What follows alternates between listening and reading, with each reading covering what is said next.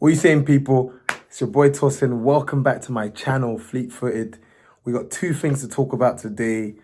Southampton preview, as well as lessons that we've been learning from Arsenal the past probably week. So let's start with Southampton. This is not going to be a long one, right? And I want to give you guys a story, right? I kind of have an on and off love-hate relationship with Southampton. I remember when they were first promoted. I remember they were promoted under Nigel Adkins, and people liked the way they played, and they had guys like Gaston Ramirez and all this sort of stuff, and it was all cute and nice, right? Then Pochettino went there. Then Arsenal drew 2-2 at their ground. I'm like, okay, Southampton, little old Southampton, nothing major, right? Fast forward to December 2015. Leicester had just been beaten by Liverpool. Arsenal had the chance to go top of the league. We had the chance to go top. This is December 2015. Me and one of my good friends, Danny Coogs, of course, back then, we were going to a lot more away matches. Hopped in a car, as you would. It's really Southampton. Managed to get 2 away tickets. Drove to Southampton, an hour drive. You're thinking, Southampton, who, by the way, this was a Southampton who were on a crazy poor run of form. Couldn't win for anything. And you're thinking, okay, great. Arsenal, go there, flying high in the league. Ozil was the top assist guy at the time. He had Walker, Alexis, Giroud, all of these players. We came into the match with fewest goals conceded in the league. All the recipe for a straightforward Arsenal win, wrong. Arsenal got battered 4-0.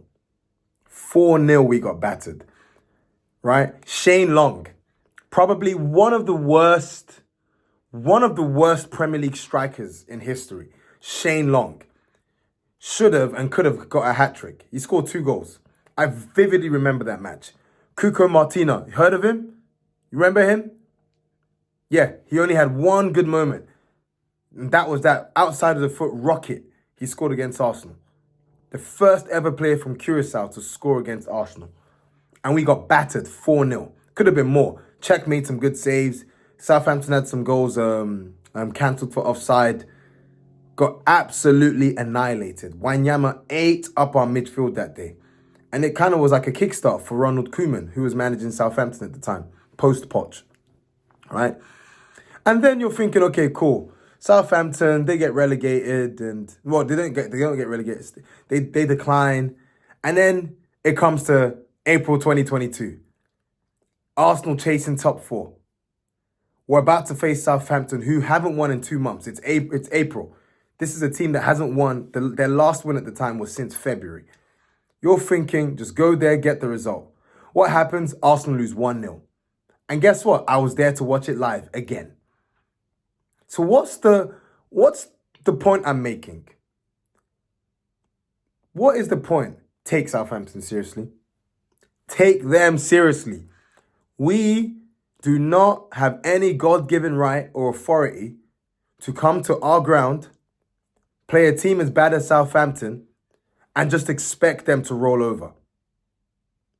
We need to now block out the noise about Southampton's form, the rumours about how their manager's going to be sacked in the international break. Forget the table. Go out and get the job done. Forget the table. Forget the run of form. Focus intently on this game. Forget that you just beat PSG, one of the best sides in Europe. Granted, they're not as good as they used to be, but they're still one of the top European sides. Forget that you just beat them and you kept a clean sheet at home. Focus entirely on Southampton. This is the same Southampton who were terrible, but yet they came to our ground and put 3 past us. And we needed a last-minute equaliser to salvage a 3-3 draw in a terrible game of football. That was 2022-23. Don't forget the 1-1. I need Arteta to be showing the team videos of this. Show them the 4-0. Show them the 1-0. Show them the 4-0 in 2015. Show them the 1-0 in 2022. Show them the 3-3 in 2022-23 season. Show them the 1-1.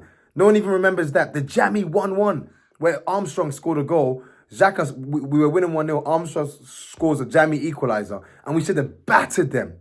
should have battered them at St. Mary's, but we dropped the points. Leicester last week was a warning. It was a warning that we can't take anything for granted. Even if we're on top, be professional, be ice cold. I want to see Mortal Kombat Sub-Zero things. Be ice cold and get the job done. Get the job done. Make it professional. This is not a good team. You are a better team. You will get the chances. You will dominate possession. You got to be clinical. You got to put them away. No, oh yeah, we're 2-0 up so we can get... No, none of that. Go into the first half winning. This is what we need. This is a must win at home, especially before the international break. We must win this.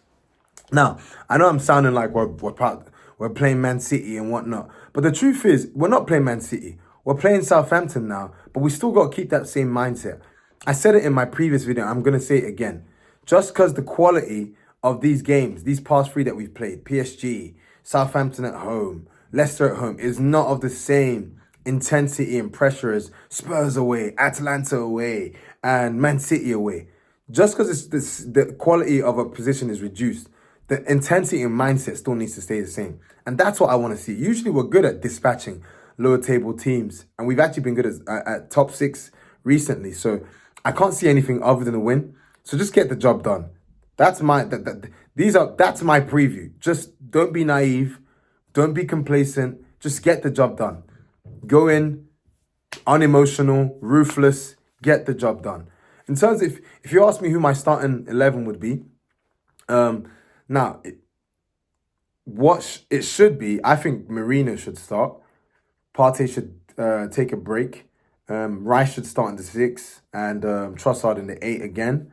But knowing Arteta, I can tell you 100%. I bet you he's going to play this exact same team. I bet you, right? Obviously, Timber went off. Thank goodness it's a precaution. What a baller. What a baller, by the way. Like, that guy is just, man, he's honestly, wow. So good. But the point I'm making is Ben White seems like he's not going to be back for the game. So I bet I could put my money on Timber. I think that back 4 will start again. I can see the same team playing. And I think Sterling and Ethan, at the way it's going, they're just going to need to force their way into this team right now. They're going to need to. You know, Martinelli missed 2 sitters against PSG, but it seems Arteta wants to prefer him for him to get his confidence up, get the minutes going, and because of the work he does after ball, I guess. So, yeah. And just a note on something. It's sad to see Gabriel Jesus. It's really, really sad. Really, really sad to see that. Like, the guy just makes zero difference to the team now. It's crazy how things can change in 2 years. 2 years ago, bruv, this guy, he was the catalyst to everything Arsenal were doing. He may not have been scoring as many goals as he should have, but man, oh man, he was a nuisance. And he's just not been the same since that injury before the World Cup. He's just not been the same, and it's sad. But I think the team has evolved past him now. I actually would not begrudge us selling him in January, provided we get the right replacement in. I think he needs to go. That's just a side note. But score prediction for Southampton, 4-0. 4-0. Whack them. No disrespect to them, but whack them. Whack them. Like, you're at home. This is a team bottom of the table. None of this whole Premier Leagueism, you know, where you come and you create lots of chances, you don't take the chances, and you make the keeper seem like a hero.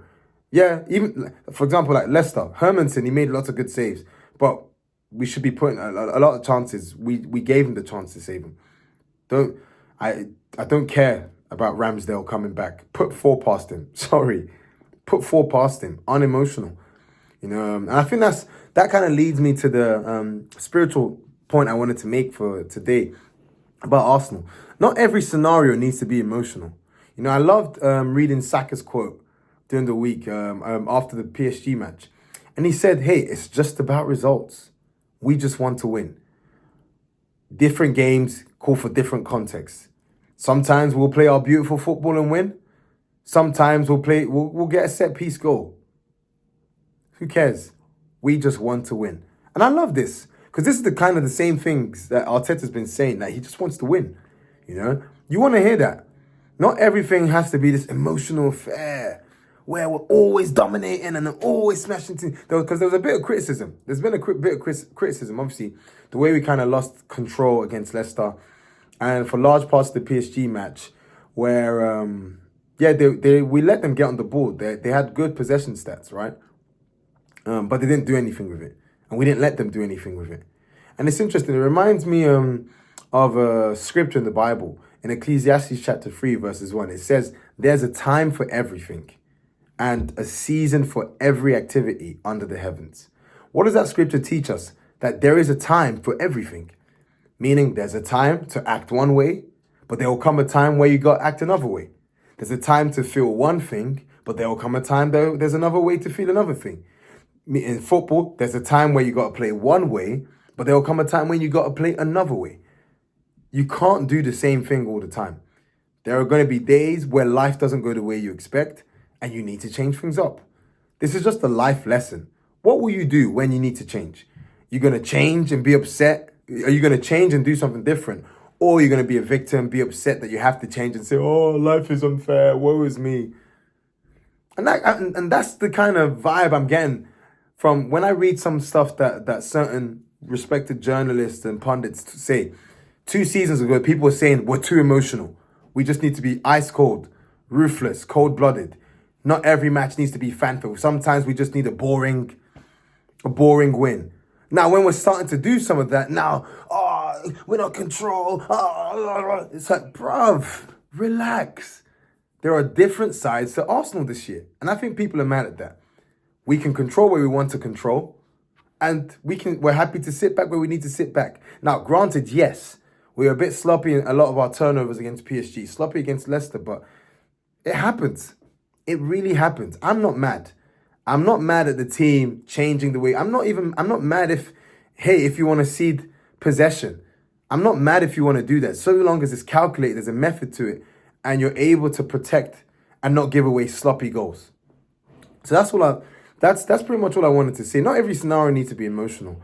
And I think I like the rhythm that Arsenal are in right now. If we keep this same rhythm, keep the same momentum, get the win against Southampton, come back after the international break and keep going, swatting away sides, even without our star midfielder, by the way, playmaker, who, side note, a lot of people are mad about, we're not controlling. Yeah, you've lost Ødegaard. He's a big part of that.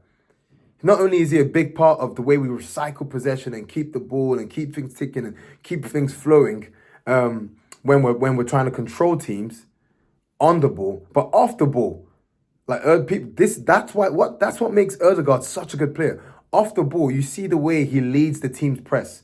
He's so crucial to our structure out of possession. So when you don't have a guy like him, you kind of need someone else to lead the press. And I think that's what we've not done as well the past few games. When teams have the ball, we don't have someone like leading that press in a structure, giving direction. Okay, let's hunt in a pack like this so we can counter press, win the ball back quickly, which Ødegaard is really good at. So I just wanted to put that out there. But anyways, guys, thank you so much for listening to the video. Let's hope that the next one I do is just celebrating a routine win, get the job done, and yeah, enjoy the international break. Unfortunately, I hate them. Pointless, but we come back and then we play again and we move. Thanks for listening. Please continue to like, share, and subscribe. I'll see you later.